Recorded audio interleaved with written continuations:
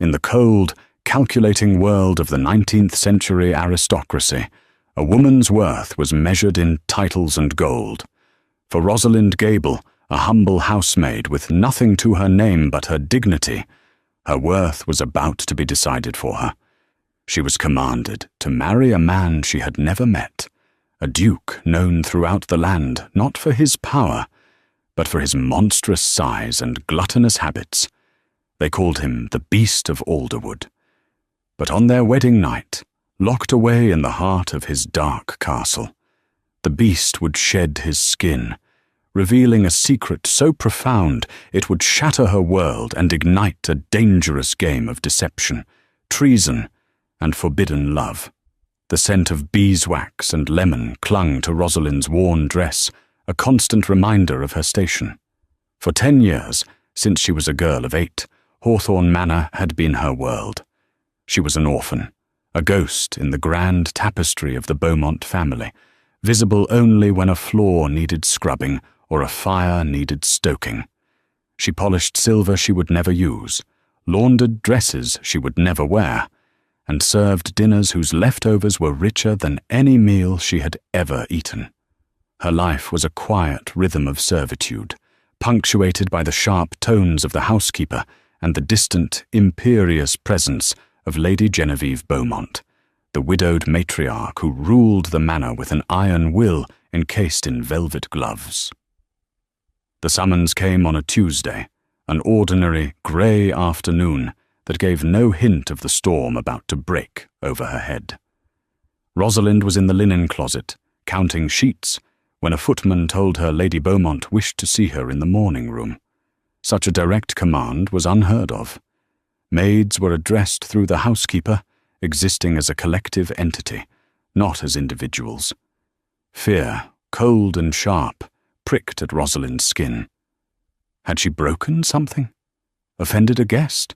She smoothed her apron, her hands trembling slightly, and made her way to the sunlit room where Lady Genevieve sat doing her needlepoint. The woman was elegance personified, her silver hair perfectly coiffed, her spine ramrod straight. She didn't look up as Rosalind entered and curtsied. "Rosalind," Lady Genevieve began, her voice as crisp as autumn leaves. "You have been with us for a decade. You are diligent, plain, and blessedly quiet. These are admirable qualities in a servant." Rosalind murmured a thank you, her eyes fixed on the floor. "I have taken an interest in your future," the lady continued, finally setting aside her needlework. She looked at Rosalind then, her pale blue eyes analytical, as if assessing livestock. "A most singular opportunity has arisen, an opportunity for you to be elevated far beyond your current station." Rosalind's heart gave a hopeful flutter. Perhaps a position as a lady's maid for a newly married daughter? It was the pinnacle of a housemaid's ambition. "My nephew, the Duke of Alderwood, requires a wife," Lady Genevieve stated, and the hope in Rosalind's chest turned to ice. The Duke of Alderwood. Even in the servants' quarters, whispers of him circulated like a foul miasma. Duke Caspian Beaumont, a recluse who hadn't been seen in London society for years. A man whose appetites were said to be as vast as his fortune. Gossip painted him as a grotesque figure, morbidly obese, a mountain of flesh who did little but eat and wallow in the lonely splendor of his remote castle. He was pitied, feared, and mocked in equal measure. Rosalind's throat went dry. "My lady, I don't understand." "It is a simple arrangement," Lady Genevieve said, her tone dismissing any notion of complexity. "The Duke has no interest in the simpering debutantes of the ton. He requires a wife who will be uncomplicated. Someone to manage his household, bear his heir, and make no demands. You, Rosalind, are suitably uncomplicated." The room seemed to tilt. Marry him? The Beast of Alderwood? The thought was a physical blow, knocking the air from her lungs. She looked at Lady Genevieve, at the unyielding set of her jaw, and saw that this was not a proposal. It was a decree. "My lady, I am a maid. I have no title, no dowry. I am not worthy of a duke." It was a desperate plea, an appeal to the very class structure that had defined her entire life. "Your lack of connections is precisely what makes you worthy," Lady Genevieve corrected coldly. "No ambitious father to meddle in the Alderwood finances. No scheming mother to fill the court with her relations. You are a blank slate upon which the role of Duchess can be written. And you will have me to guide you." The unspoken threat hung in the air. "And you will have me to control you." Tears pricked Rosalind's eyes, but she fought them back. Crying was a weakness Lady Genevieve would despise. "Forgive me, my lady, but I must refuse. I cannot—" Lady Genevieve's face hardened, the genteel mask falling away to reveal the granite beneath. "You seem to be under the impression that you have a choice. Let me disabuse you of that notion." She leaned forward slightly, her voice dropping to a venomous whisper. "Last month, a pearl earring from my jewellery box went missing. A trifle which I have not yet reported. It would be a simple matter for it to be found amongst your meagre possessions. A maid caught stealing from her mistress. Transportation is the typical sentence, is it not? Australia is very far away, I hear." The blood drained from Rosalind's face. It was a lie, a monstrous, cruel lie. But who would believe a servant over a lady of the peerage? She was trapped. A gilded cage had been presented as a gift, but the door was slamming shut behind her, and the alternative was a hell she couldn't bear to imagine. "You will marry him, Rosalind," Lady Genevieve declared, picking up her needlepoint again, as if the matter were settled. "You will become the Duchess of Alderwood. You will be grateful for the life I am giving you. The arrangements are made. You will leave for Alderwood at the end of the week." Rosalind stood frozen, the scent of lemon and beeswax now smelling of decay. She had been sold, her life bartered for a purpose she could not fathom. She was to be the bride of a monster, the keeper of a lonely castle, and a puppet for the woman who sat before her, calmly stitching the flowers onto a piece of cloth while she had just ripped Rosalind's entire world to shreds. With a choked sob she could no longer contain, she curtsied and fled the room, the lady's final, cutting words following her down the hall. "Do try to compose yourself. Duchesses do not blubber like children." The journey to Alderwood was a journey into isolation. The lush, rolling hills of the south gradually gave way to rugged, wind-swept moorlands, the landscape growing wilder and more desolate with every mile. The carriage, though finely sprung, felt like a hearse, carrying Rosalind to the grave of her former life. For 3 days, she sat in silence, watching the world she knew disappear behind her. Her only companion was a stern-faced chaperone, a distant cousin of the Beaumonts, who spoke only to issue instructions. Alderwood Castle rose from the mist-shrouded landscape like a jagged tooth. It was a formidable fortress of grey stone, more stronghold than home, its battlements piercing the gloomy sky. It was magnificent, terrifying, and utterly devoid of warmth. As the carriage rattled across a stone bridge over a deep moat, Rosalind felt the castle's oppressive weight settle upon her. This was not a home. It was a prison. She was met not by her future husband, but by a skeletal staff who moved with the quiet efficiency of ghosts. The housekeeper, Mrs. Gable, was a woman as grey and unyielding as the castle walls, her eyes missing nothing. The butler, Mr. Finchley, was a tall, severe man whose expression was permanently etched with disapproval. They greeted her with the correct deference due her future title, but their eyes were cold, their welcome hollow. She was shown to a vast suite of rooms, larger than the entire servants' wing at Hawthorne Manor. The furniture was heavy and dark, draped in dust covers as if the occupant had been dead for years. A fire had been lit in the hearth, but it did little to dispel the bone-deep chill of the place. She saw her fiancé for the first time that evening. She was told the Duke would join her for dinner. Dressed in a dark blue gown provided for her, a gown that felt like a costume, Rosalind waited in the cavernous dining hall. The table, long enough to seat 50, was set for only 2. Then he entered. The whispers had not been exaggerations. If anything, they had been kind. Duke Caspian Beaumont was a mountain of a man, his enormous frame straining the seams of his black velvet coat. He moved with a heavy, laborious gait, his breathing a constant, wheezing presence in the silent room. His face was puffy and pale, his eyes small and lost in the fleshy expanse, and his chin dissolved into a thick neck. He didn't look at her as he took his seat at the head of the table, his chair groaning in protest. Dinner was a torturous affair. An endless parade of dishes was brought to the table, and the Duke consumed them with a single-minded, almost desperate intensity.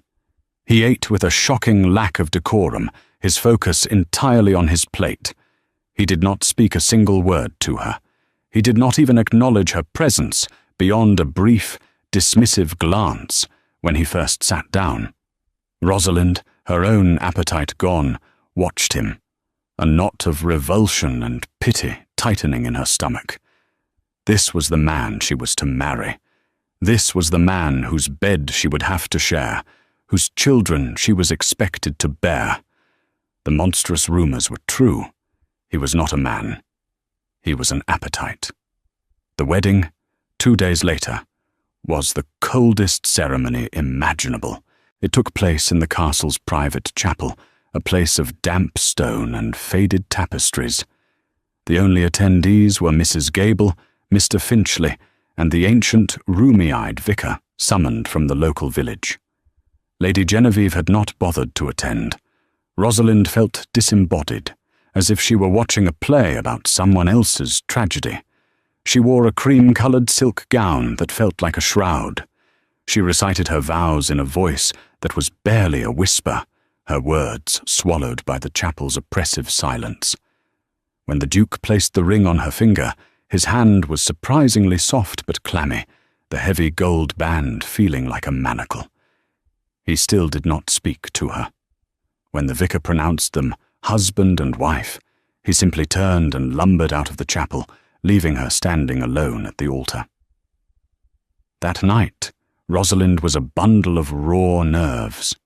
Mrs. Gable had seen her to her new chambers, the Duchess's chambers, connected by a heavy oak door to the Duke's. The room was opulent, dominated by a 4-poster bed large enough for a family. She sat on its edge, clad in a white silk nightgown, her heart hammering against her ribs like a trapped bird. Every creak of the old castle made her jump. She waited. Hours passed. The fire in the hearth dwindled to glowing embers. She heard no sound from the adjoining room. Exhaustion warred with terror. Perhaps he would not come. The thought was a small, desperate prayer. Perhaps he was so consumed by his food and drink that he had forgotten he even had a wife. Just as she was allowing herself a sliver of hope, the door connecting their rooms groaned open. Rosalind shot to her feet, her body rigid with fear. He filled the doorway, a massive silhouette against the candlelight from his room.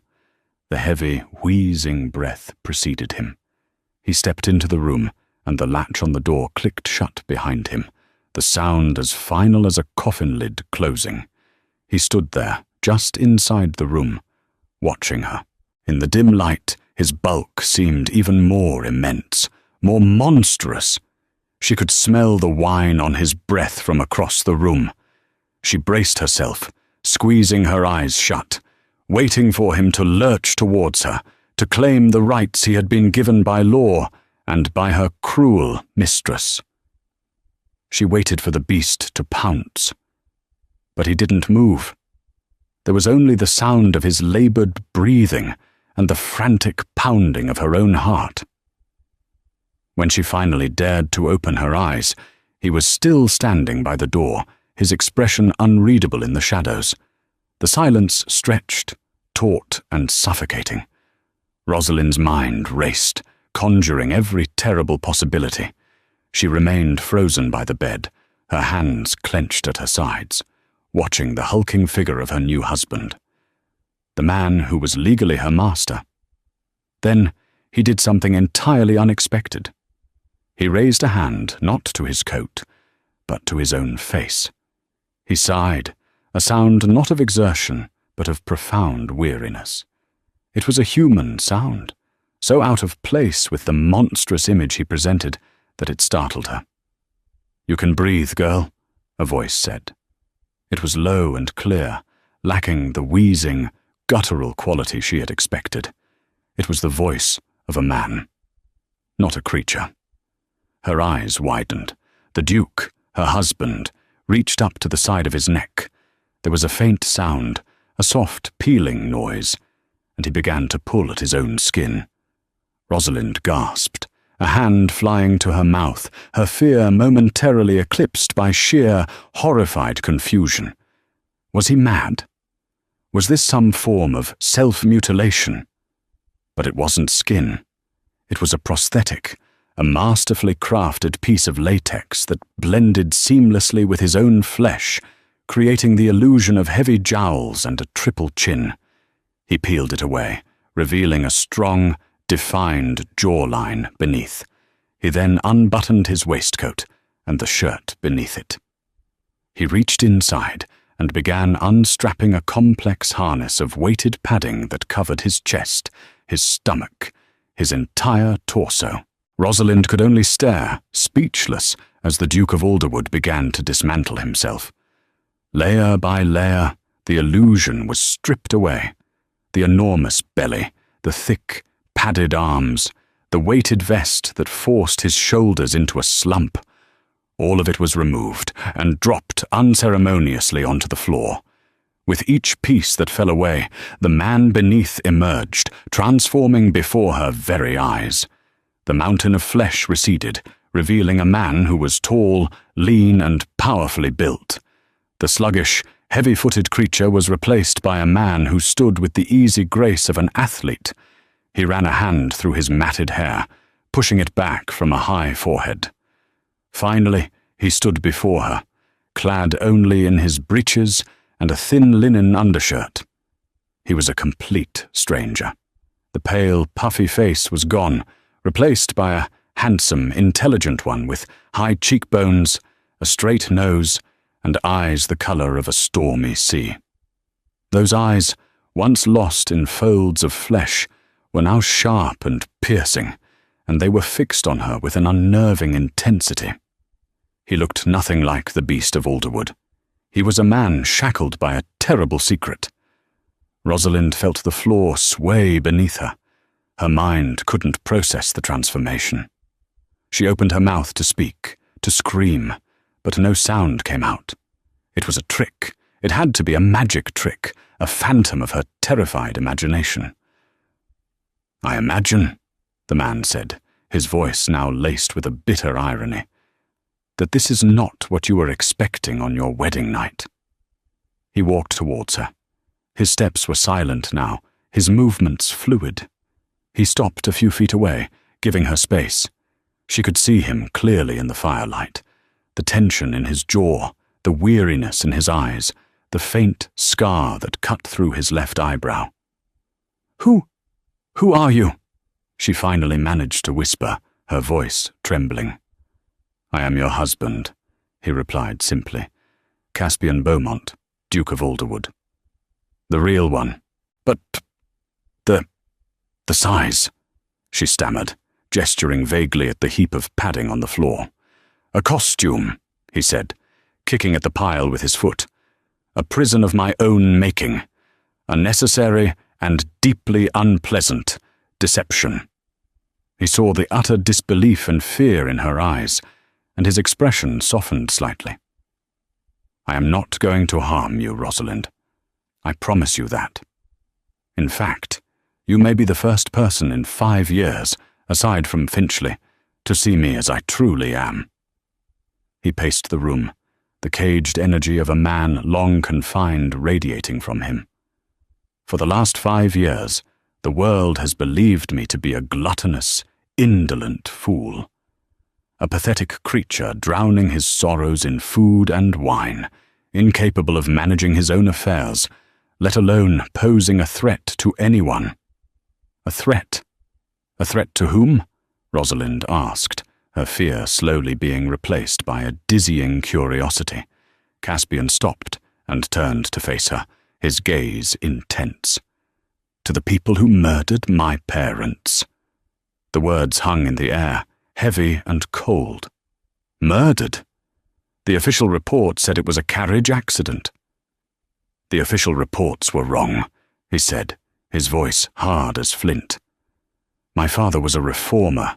He was making powerful enemies, men who profited from the corruption he sought to expose. The accident was too convenient. It happened on a clear day, on a road they had travelled 100 times. The axle bolt had been deliberately weakened. I found the file marks myself." He looked away, towards the fire, his mind clearly back in that dark time. "I was 21. I tried to investigate. I asked questions. A week later, my horse's saddle cinch was cut. I was nearly killed in the fall. 2 weeks after that, a stray hunting shot whistled past my ear. It became clear they were not going to let the son continue the father's work. They wanted me dead." Rosalind listened, her heart pounding for an entirely new reason. This wasn't a story of a pathetic glutton. It was a story of survival, of a deadly conspiracy. "So I gave them what they wanted," Caspian continued, a grim smile touching his lips. "Not my death, but the death of the man I was. I vanished from society. I spread rumours of my own grief-induced decline. With Finchley's help, I created him." He gestured again to the discarded padding. "The Beast of Alderwood. A man no one would ever suspect of plotting, of watching, of waiting for the moment to strike back." He finally looked directly at her, his stormy eyes searching her face. "Which brings me to you, Rosalind, my dear Aunt Genevieve, who I trust about as far as I can throw this castle, has sent you to me. She believes she is shackling her weak, controllable nephew to a powerless, simple-minded bride. She believes you will be her eyes and ears in my home." He took another step closer, his voice dropping. "So now you have a choice. You can be her spy, and I assure you, you will find it a very short and unpleasant employment. Or you can become my Duchess in truth. You can help me finish what I started. You can help me uncover my parents' murderers and reclaim my life." Rosalind stared at him, at the intelligent, dangerous and desperate man standing before her. Just hours ago, she had been resigned to a life of servitude to a grotesque monster. Now, she was being offered a role in a deadly play of intrigue and revenge. The choice was between 2 prisons, the one Lady Genevieve had built for her, or the one this man was offering. A prison of secrets and lies, but one where, for the first time in her life, she might have the power to fight back.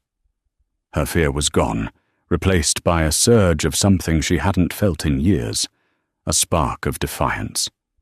She looked from the pile of padding on the floor to the man standing before her, a man living a lie to stay alive. She lifted her chin, her voice clearer and stronger than she thought possible. "What do I have to do?" A fragile truce settled in the Duchess's chambers, thick with unspoken questions and the lingering scent of deceit. The heap of padding on the floor was a testament to the lie that had defined Caspian's existence, and now, by extension, hers. Rosalind watched as he gathered the pieces of his disguise, his movements precise and practiced. He was not just a duke playing a role, he was a master strategist, and his own body was the battlefield. Finchley is the only other person within these walls who knows, Caspian explained, his back to her, as he methodically packed the prosthetics into a hidden compartment behind a loose stone in the fireplace. He was my father's man. His loyalty is absolute. Mrs. Gable and the rest of the staff, they believe the rumor. They see only what they are meant to see. So, to everyone else, I am married to that, Rosalind said, the word man feeling wrong for the illusion she had witnessed at dinner. Precisely, Caspian confirmed, turning back to her. In public, you are the long-suffering wife of a gluttonous recluse. You must appear meek, perhaps a little downtrodden. It will fit the narrative my aunt has constructed for you. It will also ensure that no one sees you as a threat. He paused, his gaze assessing her. But in private, in these rooms, you are my partner, my confederate. I need more than just your silence, Rosalind. I need your eyes and ears. My disguise keeps me safe, but it also makes me a prisoner. I cannot move freely or ask questions without arousing suspicion. You can. The weight of his request settled upon her. This went far beyond a simple agreement. He was asking her to become a spy in her own home, to navigate a world of treacherous secrets while playing the part of a simpleton. It was a terrifying prospect, but the alternative, being a pawn in Lady Genevieve's game, was infinitely worse. Your aunt, Rosalind began, her mind working quickly. You believe she was involved in your parents' death? A shadow passed over Caspian's face. Involved?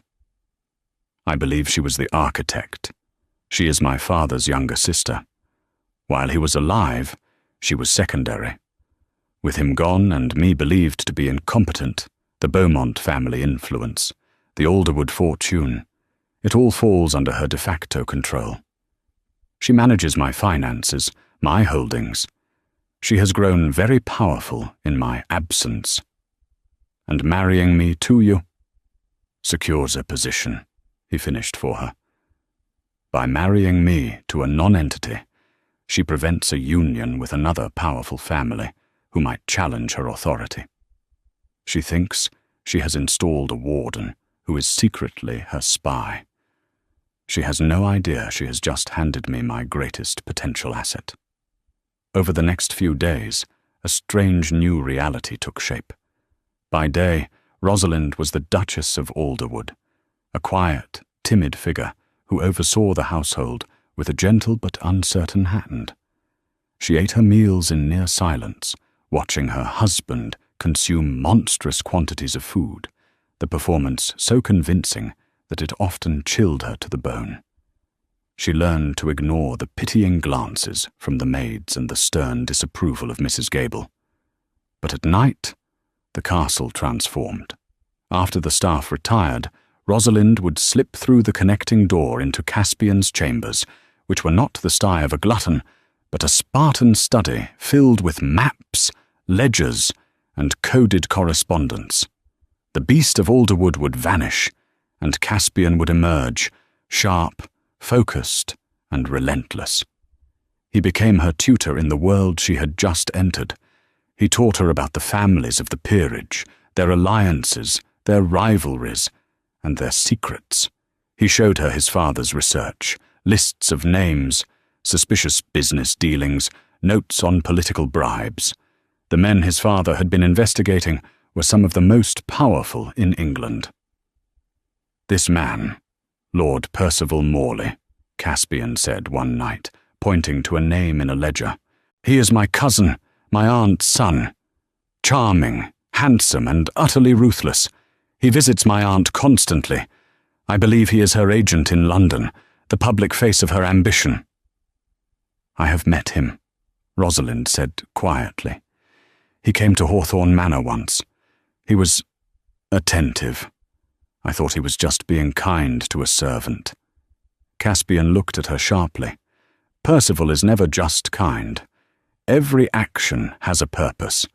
He was likely assessing you, determining if you would be a suitable puppet for his mother's plans. The thought made Rosalind's skin crawl. A strange intimacy grew between them in those stolen hours. She saw the immense burden he carried, the loneliness of his self-imposed exile. He, in turn, discovered that the plain, quiet maid his aunt had chosen was possessed of a keen mind and a steely resolve. She had a memory for details that impressed him, and an intuitive understanding of people, honed by years of silent observation from the shadows of servitude.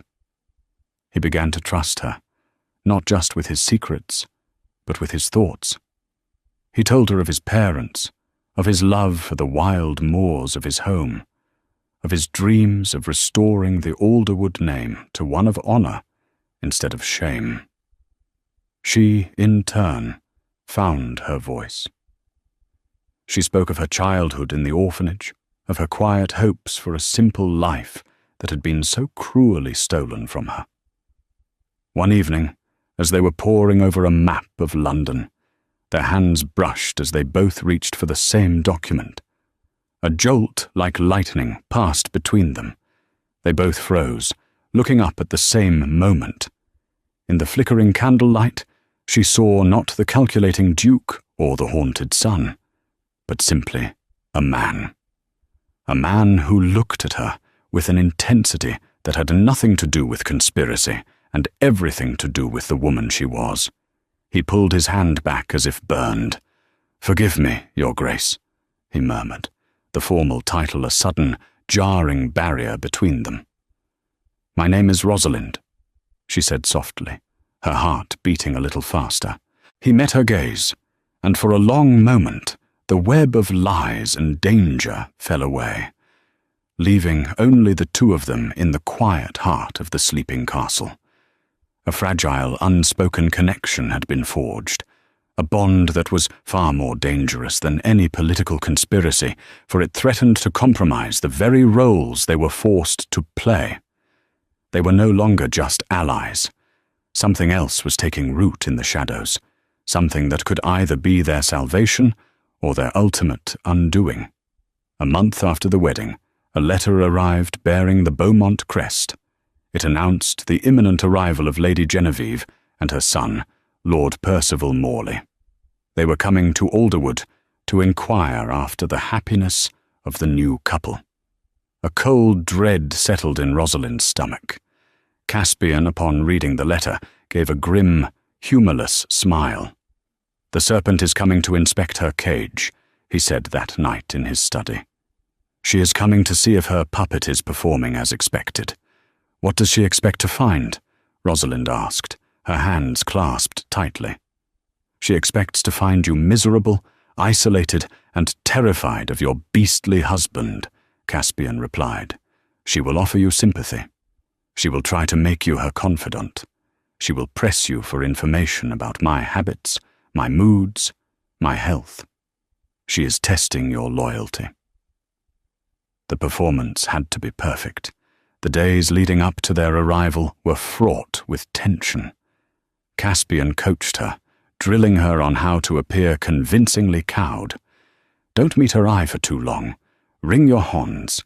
Speak only when spoken to. Let her believe you are a frightened little mouse, and she is your only ally in this dreary castle." When the grand carriage carrying Lady Genevieve and Lord Percival swept up the drive, Rosalind stood beside the costumed duke, playing her part. Caspian had added extra padding, making himself look even more grotesque than usual. He slumped, his breathing deliberately loud and labored, a wine stain strategically placed on his waistcoat. Lady Genevieve stepped out of the carriage, her eyes sweeping over them with a critical gaze. She offered a cool cheek for Caspian to kiss, her lip curling in faint disgust at his proximity. Then she turned to Rosalind. "My dear child," she said, her voice dripping with false sympathy as she took Rosalind's hands. "You look pale. This northern air is trying, I know. I do hope my nephew is treating you with consideration."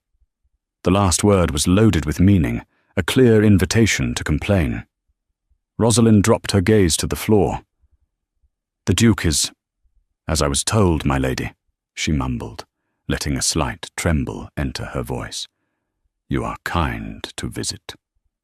Lady Genevieve's eyes gleamed with satisfaction. The mouse was behaving. Lord Percival was a different challenge. He was devastatingly handsome, with a charming smile that didn't reach his cold, calculating eyes. He bowed over Rosalind's hand, his touch lingering a moment too long. "Your Grace," he said, his voice smooth as silk. "Alderwood has gained a beauty to rival its stark landscape. A rose blooming against the stone." Out of the corner of her eye, Rosalind saw Caspian's padded shoulder tense almost imperceptibly. Percival's flattery was a weapon designed to unnerve and disarm her. She pulled her hand away gently. "You are too kind, my lord." The visit was a masterclass in psychological warfare. During the day, Rosalind endured Lady Genevieve's probing questions and Percival's unsettling charm. At dinner, she sat in misery while Caspian played the slob, spilling wine and devouring his food with sickening gusto, occasionally grunting a monosyllabic reply to his aunt's pointed inquiries. "We hear so little from you, Caspian," Lady Genevieve said one evening, watching him over the rim of her wine glass. "One worries about your health. Such a sedentary lifestyle cannot be good for you." "I'm well," Caspian grunted, tearing into a leg of lamb with his hands. Percival laughed lightly.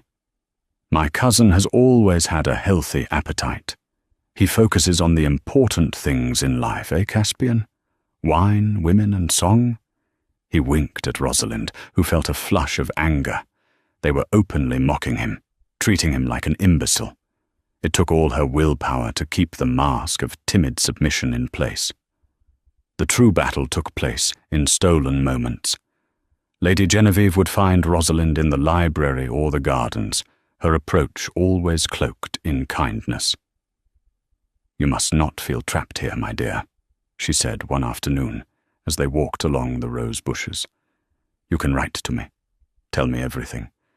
If he is cruel or neglectful, I can intervene on your behalf." Rosalind looked at the ground. "He mostly leaves me alone, my lady." "And the nights?" The question was delicate, but its intent was sharp as a razor. "He sleeps," Rosalind lied, her heart hammering. "He drinks a great deal of wine and then he sleeps." Lady Genevieve seemed pleased with this answer, believing her nephew to be a drunken, impotent oaf. Percival's tactics were more direct. He sought Rosalind out when she was alone, his compliments becoming bolder, his manner more familiar. He cornered her one day in a secluded corridor. "It is a tragedy," he murmured, his proximity unnerving. "To see a woman like you wasted on a man like him. He cannot appreciate your spirit, your grace." He reached out, his finger tracing the line of her jaw. Rosalind flinched back, her fear very real. "My lord, you are improper." His smile was predatory. "I am merely stating the truth. A marriage without passion is a prison. Perhaps you require a friend, someone who understands you." It was a blatant attempt at seduction, not born of desire, but of strategy. If he could turn the Duchess against the Duke, make her his lover and informant, he and his mother would have total control. That night, she recounted the incident to Caspian. He listened, his face a mask of cold fury. When she finished, he slammed his fist onto his desk, making the candles jump. "He put his hands on you," he snarled, the voice not of the Duke, but of a deeply protective man. He began to pace the room like a caged tiger. "This changes things. They are growing impatient. They are testing the defenses. We need to force their hand." "How?" He stopped pacing and turned to her, his eyes blazing. "My father kept a private ledger. It contained the details of every bribe, every piece of blackmail, every treasonous deal he had uncovered. It's the proof I need to ruin them. My aunt knows it exists, but she and her allies were never able to find it after his death. I believe it is hidden somewhere in this castle." "And you want them to think you found it?" Rosalind asked, catching his train of thought. "No," Caspian said, a cunning light in his eyes. "I want them to think that you have found it. The timid little mouse has stumbled upon the lion's secret. They will become desperate. They will stop trying to charm you and start trying to coerce you, and when they do, they will reveal their hand." It was a dangerous gambit. He was proposing to use her as bait, to dangle her in front of two hungry sharks and wait for them to attack. She looked at the fury in his eyes, a fury not just for his parents' murder, but for the insult Percival had paid her. She knew then that he would not let any harm come to her. He was no longer just her ally, he was her defender. "All right," she said, her voice steady. "Let's set the trap." The plan was simple in its design, yet terrifying in its execution. The bait was a small, leather-bound book, a decoy filled with mundane household accounts. The trap was to be laid in the castle's extensive, labyrinthine library. The next afternoon, while Lady Genevieve was taking her nap and Percival was out riding, Caspian, in full costume, staged a scene for the benefit of the castle's most notorious gossip, a young housemaid named Beatrice. He lumbered into the library, accidentally, leaving the door ajar. Inside, he made a great show of pulling a loose stone from behind a bookshelf, retrieving the decoy ledger, and looking at it with a drunken, confused expression, before hiding it in a different, less secure location, a locked drawer in the main library desk. He then slammed the drawer shut and shambled out, pocketing the key. Rosalind, happening upon Beatrice in the hall moments later, asked the maid to fetch her a shawl, her expression a mask of manufactured anxiety. She knew Beatrice would have seen everything, and that the story of the fat Duke and his secret book would be in Lady Genevieve's ears before tea-time. The shift in atmosphere was immediate and palpable. The false sympathy from her ladyship vanished, replaced by a watchful, predatory stillness. Percival's flirtations ceased, his smiles were gone, and his gaze now held a sharp, menacing edge. They knew she was the key, either as an obstacle or a tool, to getting that book. Their first move came that evening. As Rosalind was preparing for bed, there was a soft knock on her door. It was Lady Genevieve. "Forgive the intrusion, my dear," she said, sweeping into the room. "I was so worried. You seemed distressed at dinner." She moved about the room, her eyes darting everywhere, subtly searching. "This castle holds so many secrets. It is important that you and I have none between us. If you were to find anything unusual, perhaps a book or papers left by the old Duke, you must tell me immediately, for your own protection." The threat was veiled, but unmistakable. Rosalind feigned confusion and fear. "I don't know what you mean, my lady. I have found nothing." Lady Genevieve's eyes narrowed. "See that you don't," she said, her voice turning to ice. She left as silently as she came. The real danger came from Percival. 2 nights later, Rosalind awoke with a start, a sixth sense screaming that she was not alone. The embers in the hearth cast a faint, dying glow across the room. A floorboard creaked near the door. She lay perfectly still, her heart hammering against her ribs, her breathing shallow.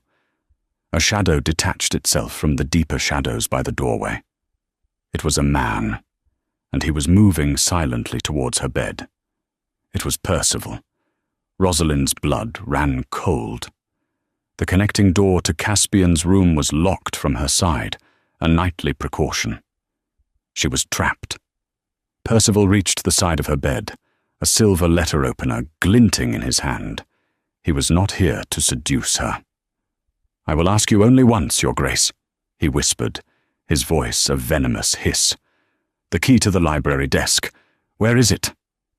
Rosalind feigned sleep-addled confusion. "My lord?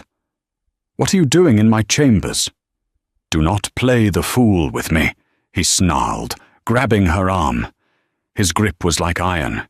He brought the point of the letter opener to her throat. The metal was cold against her skin. "My cousin is a drunken imbecile. He would have told his new little pet where he keeps his trinkets. The key, now." Terror, sharp and blinding, threatened to overwhelm her. This was real. The trap had been sprung, and she was the one caught in its jaws. Caspian was just on the other side of a thick oak door, completely unaware of the blade at her throat. She had to think. The key was, as planned, on a small ribbon in her bedside drawer, but she couldn't just give it to him. That wasn't the plan. The plan was to expose them. It's in the drawer," she whimpered, allowing a terrified sob to escape. "Please don't hurt me." Percival's lip curled in a triumphant sneer. He kept the blade pressed to her throat with one hand, while he used the other to fumble with the drawer handle. He pulled it open, his eyes scanning the contents. It was the moment she had been waiting for. With a surge of adrenaline, Rosalind bucked her hips, throwing her weight against him. He was caught off balance, stumbling back a step. It was only a second's advantage, but it was enough. She scrambled off the far side of the bed, grabbing the heavy silver water pitcher from her nightstand. Percival recovered instantly, lunging for her, his face contorted in a mask of rage. "You little fool!" he spat. She didn't hesitate. She swung the heavy pitcher with all her might, striking his outstretched arm. He cried out in pain and surprise, the letter opener clattering to the floor. The sound echoed like a gunshot in the silent room. At that same moment, the connecting door to Caspian's room exploded inwards, the lock splintering as the heavy oak slammed against the wall. Caspian stood there, not as the beast, but as himself, lean, furious, and holding a fireplace poker like a weapon. He had heard the clatter of the blade. His eyes took in the scene in an instant. Rosalind, defiant and breathing heavily, holding the water pitcher. Percival, clutching his arm, his face a mixture of pain and shock. Percival stared at Caspian, his mind failing to comprehend what he was seeing.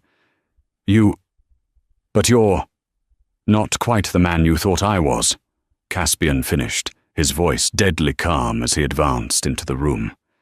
"It seems my hospitality has been found wanting, cousin. I generally frown upon my guests threatening my wife with a blade in the middle of the night." The game was over. The masks were off. And in the dim, fire-lit room, the final, deadly reckoning was about to begin. The sight of the real Caspian, vibrant with coiled fury, shattered Percival's composure.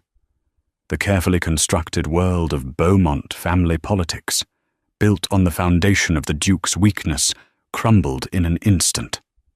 "A trick," Percival stammered, his eyes wide with disbelief and dawning horror. "All of it. A trick. A necessary one, when one's family is infested with serpents," Caspian retorted, his advance forcing Percival to back away until he was pressed against the far wall.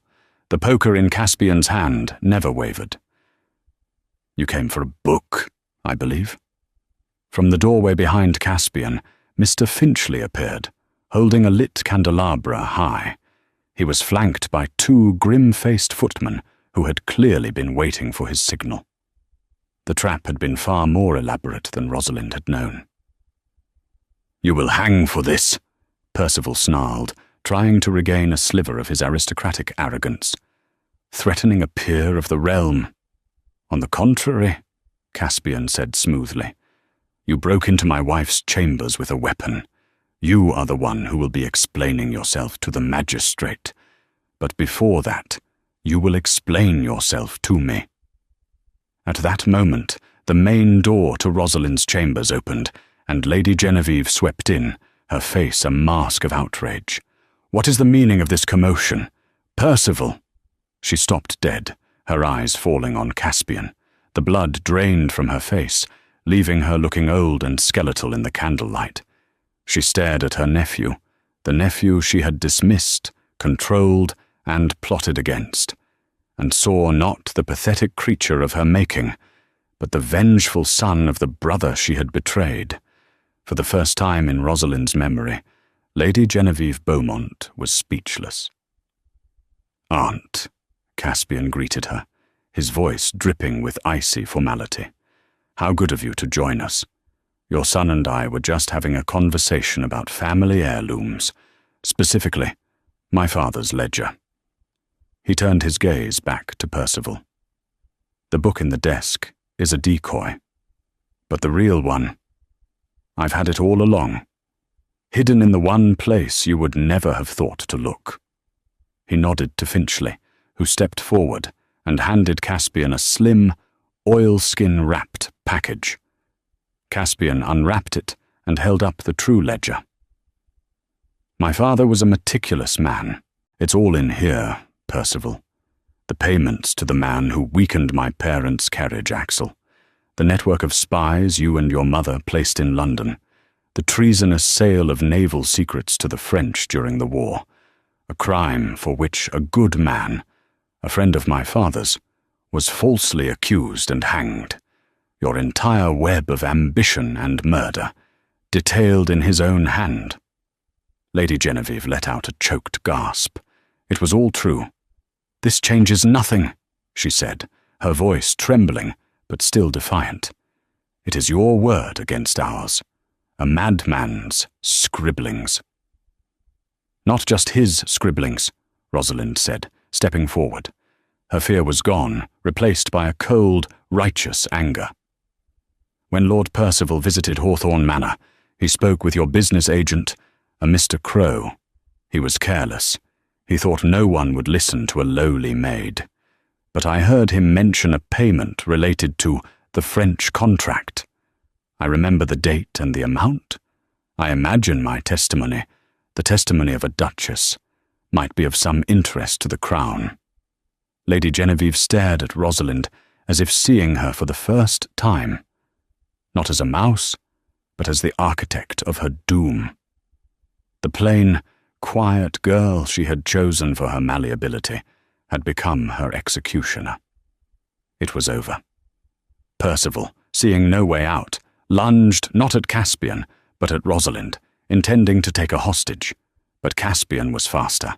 He moved with a speed that was startling, sidestepping the attack and bringing the heavy iron poker down on Percival's shoulder. The lord screamed and crumpled to the floor, clutching the shattered joint. The footman seized him. Lady Genevieve stood frozen, her face a ruin of defeated ambition. Her empire had turned to dust. "You will not be hanged, Aunt," Caspian said, his voice devoid of emotion. "That would bring too great a scandal to the Beaumont name. Instead, you will be confined to the dowager house on the farthest edge of the estate. You will live out your days in quiet obscurity. Your influence, your power, your name in society, they are all finished. You are now a ghost." As the footman dragged the moaning Percival away and Finchley escorted the broken, silent Lady Genevieve from the room, an exhausted quiet fell. It was just Caspian and Rosalind, standing in the wreckage of the night's battle. He turned to her, his eyes full of 1,000 emotions. He dropped the poker, the clang of it hitting the stone floor a sound of finality. He walked to her, taking her hands in his. "He hurt you," he said, his thumb gently brushing the red mark on her throat where the blade had been. "I am all right," she whispered, her own hands trembling now that the danger was past. "You were magnificent," he said, his voice thick with awe and gratitude. "Rosalind, you—" You saved me. Not just tonight. You saved me from this life of shadows." He looked around the room, at the splintered door, the fallen pitcher, the scattered remnants of their great deception. "It's over. The beast is dead." In the silence that followed, he did not release her hands. The space between them crackled with the unspoken feelings that had grown in their stolen nights of plotting and whispered confidences. He was no longer a duke in hiding, and she was no longer a maid in a gilded cage. They were a man and a woman who had fought a war together and won. He lowered his head, his stormy eyes searching hers, asking a silent question. She gave him his answer by rising on her toes, meeting him halfway.